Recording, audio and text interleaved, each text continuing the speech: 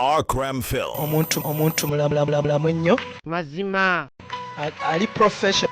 Hey everyone, my name is Muteesa. Yeah, a former student of Muteesa 2 Memorial Primary School. Right now we are here because we're gonna have our documentary, me and my colleagues as we were back then. Yes, then so we had come to be here to participate in this documentary. Me and my colleagues, 2020 candidates of this school. Yeah, we are few number, but our purpose is to be here. We take some memorable events in our school before it's being allocated to another site where we are gonna take it. May the Lord bless and keep you, Muteesa, as we live to guide our nation. Bless the staff and love you. Be honest and firm, make us to be shine. Muteesa Memorial School. First of all, we had challenges, or we have challenges even up to now, that the school is located near a church and there is a lot of noise coming from the church affecting learners when they are studying. So we saw that somehow, somewhere, it would affect us in the future and it affect the school. So we resolved as the board that probably a change was better. First, to get a quiet environment which is conducive for learning. Secondly, to get a place that would be hygienic, because the hygiene of the place was no longer good as it used to be. Hi, I'm Nursery. I was just a student here at Muteesa 2 Memorial Primary School. Yeah, that was a year 2012. I really miss the school so much. I wish I could come back to primary. Wait, seriously. I really enjoyed this school so much. I remember some teachers. One of my teachers was Teacher Eric, Teacher Mwai, Teacher Donato, Teacher Asaf, Teacher Christopher. I mean, I can't mention all of them, but I really miss this school so much. My best teacher was Mr. Mwai. Though he used to talk as in anyway, told me.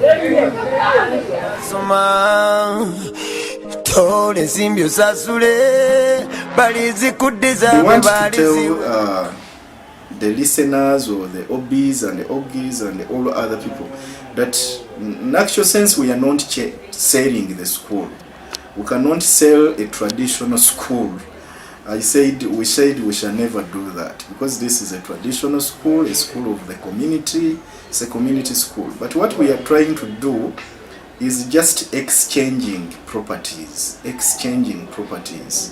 Give me this, then I give you this. My name is Chue Emmanuel. I cannot be here, so I came here. It was very I remember very well. I used to be in that class. It was very high in the morning. So I remember that I did Mr. Christopher called me. He stays there now. So the very that they do through our school, P7, then P7, and it was really fun. The sandwich though abaling on board, Nakeranga Pumacha, Tofu, Nakato, Nanteza. There are very many Rapora because I never support the backward. So, moment young, singer my good over my best moment when Somero. Not the results that come out is a P7, and I really felt so happy. Then my father also felt so proud of me. When I performed to the fullest, and come at all was Sabiranga, Keringa, Wamafuta Wafe, Sabiranga. So my worst moment, remember, I had to go back home, but I was still here playing. James Ronald right now is not in America, Boston. So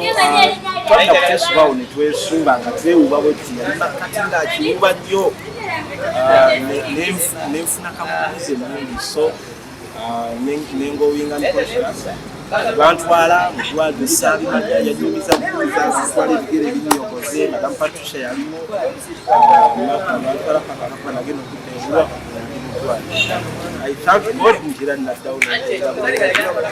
So never our good teachers, teacher Mwai, teacher Christopher, teacher Eric, Madam Patricia, teacher Donato, Walim Kaza Asaf Cables. Those were good, very good teachers that made our childhood very young. So I appreciate their good work. May God bless them. Manya gange Kakande Kamisi nga nasomera no Muteesa Royal School nga era natandikira wano kusoma ekibiina ekyokuna era kumekereza nimbawo akwe mu kibiina ekyomukaaga omusomesa wange yansimbira nga bamuyitanga Mr. Eric. Mr. Eric yali musajja mwangu nnyo era nga mulungi naye nga bw'aba nga anyiizi yalinga musajja mubi nnyo era nga taagala muzannyo mu kusoma. Omusajja omulala bamuyitanga Mr. Mwai. Mr. Mwai yali musajja wa mathematics era asomesa bulungi era ng'ebintu bye bwayingira mu kibiina muba musaagirira kumenya bulungi era naye nga okukwatagana mu bitabo omusajja yalinga musiru nnyo basobola kuzannyira mu bitabo era nga yayagalanga nnyo twagalanga nnyo nga ffe abaali abayizi be. Naye kirala ssomero lino twabeeraweko nga tunyumirwa obulamu edda walinga wetwatufiiranga paleedi tujjaawo nga era bw'obanga stokisi ng'oli mukyafu ng'oli biki ng'embooko zo tolinza zisukka kubanga bayagalanga nnyo essomero lyaffe lyagalanga nnyo abantu abayonjo ngaali smart olina okuba ekikalu era ng'oba tobikoze ekibonezo kyabangawo nga kyamaanyi nnyo ddala era omalirizanga ofunye ekibonezo ekisaamusaamu. Because I know where we are shifting, at least it is quiet and better. So that's all I can say generally. I thank you so much. My name is Namuberas. I studied from here Muteesa Nursery School and okay from 2011 to 2021. Yeah, I like this school so much because of my mathematics teacher who was called Mr. Christopher. His tour, yakola chamanyi nnyo okunjagaza mathematics. What's the memory yange jagenda waneeno? It was some night preps. I was making a lot of noise in the class. Then naja na kola china kusa pressures. It was this side. It was pressures.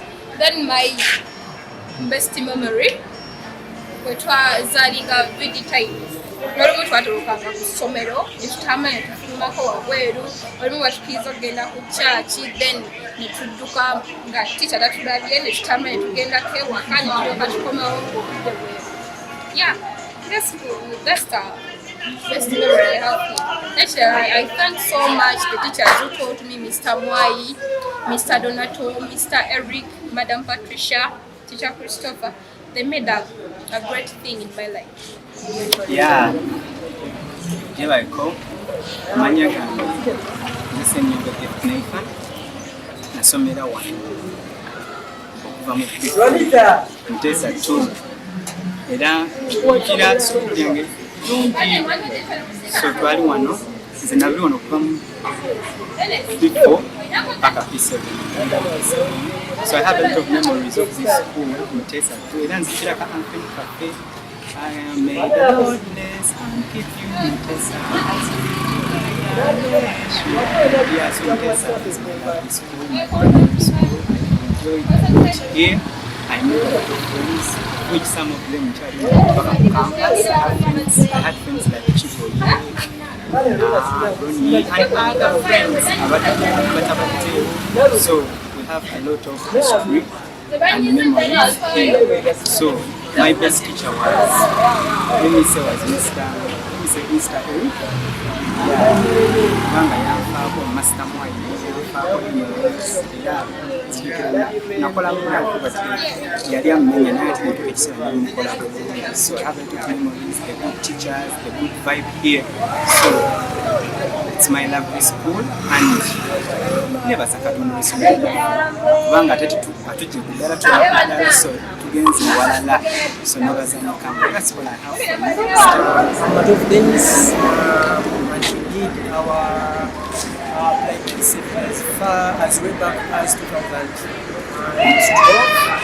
but then this room was primary 7, the other one was primary 6, and the other one was primary 5.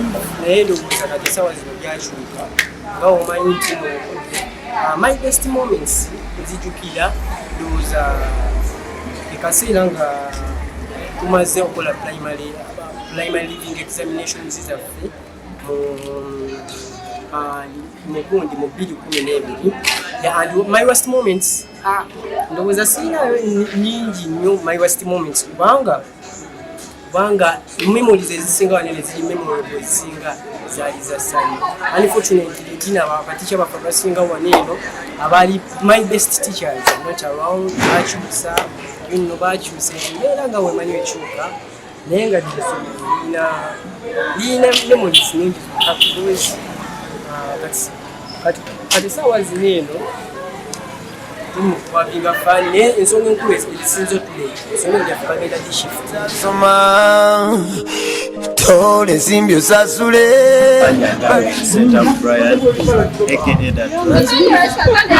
kira natuuka wano mwaka nali mu klasi ya business kira mu office wambazayo byali bingi nali nsuubira okutiizingibwa kuyigirizibwa naye ate tenzikira era nga best moment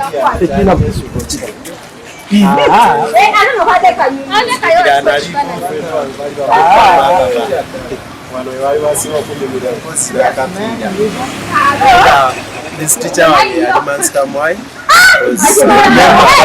mathi yali antawanya era nagenda okujala no mathi oyinzira naye Master Mwai yanyamba temanyi kigenda kuba kimenya buli muntu ayagala nnyo wakula naye ate My name is Nursery. I'm known as Leah mostly, and I went to Muteesa too. From P1 to P7, that was 2012. And actually, I have to say this is my best school so far. There are a lot of memories in these rooms. And the reason as to why I'm seated right here is this is where I have my worst memory for the school. There is a time we had a rat in the dormitory. So we opened the case and there was a rat and it had kids. So when we got the rat, we put it in small books of chalk and we started feeding it. It started growing, and after like 3 days, someone told the matron. Matron went to Madame Rose now, but these girls are keeping a rat. And she came, she got our small rat. There was a dustbin right here. And she told us to put the rat there. It was our worst day. I remember we even cried because we really liked our rat. But then there's so many memories. This school, I made a lot of friends, family. It was so fun. We had a lot of stuff. We did a lot of things together that I cannot even say because it will take like an hour when I'm still telling you about it. Our teachers were there for us. They taught us everything. They taught us how to speak. I remember I was forced to be a language prefect. Mr. Eric told me, "Ogena kwe simba ora mpaka na fula English prefect." So when I became the prefect, there was these things of putting on sacks and bonds. If you speak Uganda, they will give you a sack or a bond. You wear it for the whole day. And I remember I had the bond for like every time, every round. And then I had any bond. Runner, who did you give it to? Joe, what you had done? So I was always there. But then we learned. We know our English. We learned how to speak. he can speak in public, he can say everything.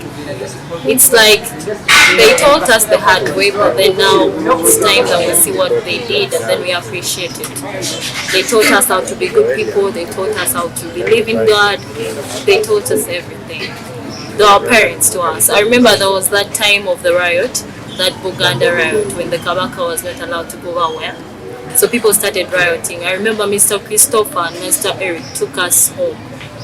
Those guys escorted us from school, Nawakutusa, till when you get to the gate. And then they know you enter inside, they confirm that you're safe, then after they go.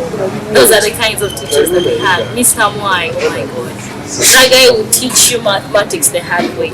I remember there was a time he gave Rona and Richard the papers to mark, and he came Nangamba, the paper, if you are wise like them, sing and so that made me work hard, because I also wanted to mark the papers. You know that thing you get, and I get marking, so I had to learn the hard way. They taught us how to compete, and life is all about competing. If you don't know how to compete, then you cannot succeed in life. Because in life, everything that comes your way is all about competition. If you cannot keep up with the situation, then you're going to fail. So we learned how to compete and how not to give up. They used to give us hope. They showed us that life was different. They showed us that people have to be loved. So I know my school is shifting. They're going to go to a new place. So I do not have memories of that place, but then I will always remember every room in this school, and I will always treasure the memories of those rooms. I remember the dormitories. I remember how we used to make them shout.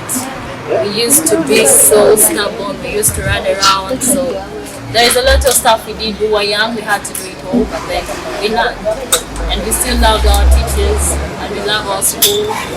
And I pray that Muteesa continues to grow stronger and higher. And the academic should also go higher, because this is where I go.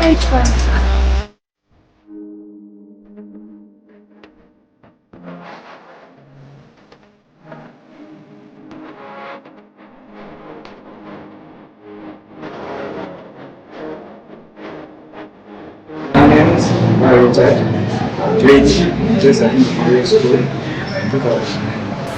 I was in D4.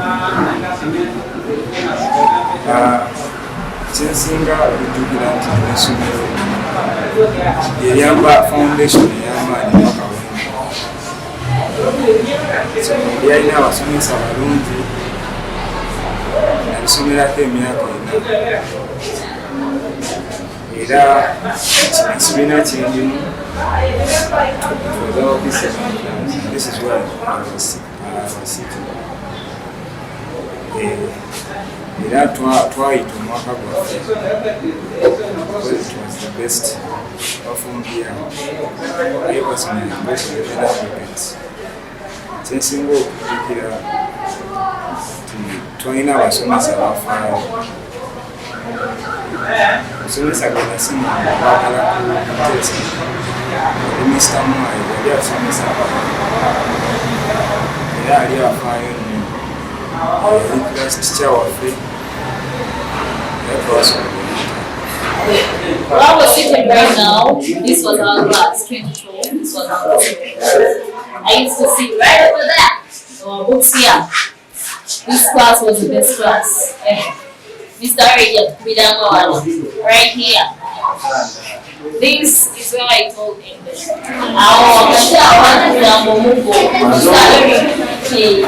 went down. Oh, yeah. That's a thing.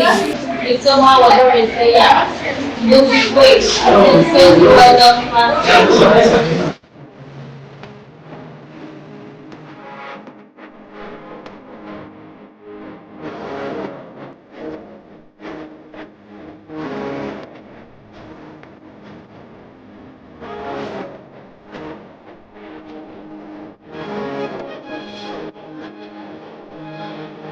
I said space 23 so this is our new site as you see from the Bangladesh to the I think it's so cool.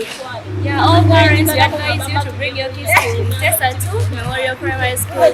Ronita? Yeah? down, guys. Genda kugwa nga butugambye nti ensi n'okukiwa kwayo byonna byateeka Katonda agabirira si mwana wa muntu kulimba genda kubeerako reception genda kubeerako office ya HM office ya director zonna fuse zigenda kubeeraawo egenda kubeeraawo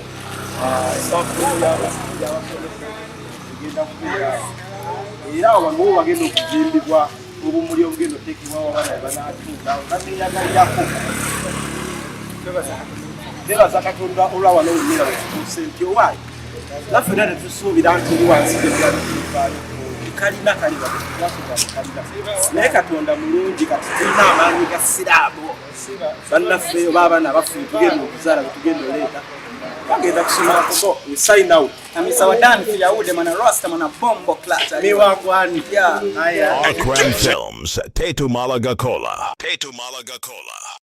Acram Filmz Tetu Malagakola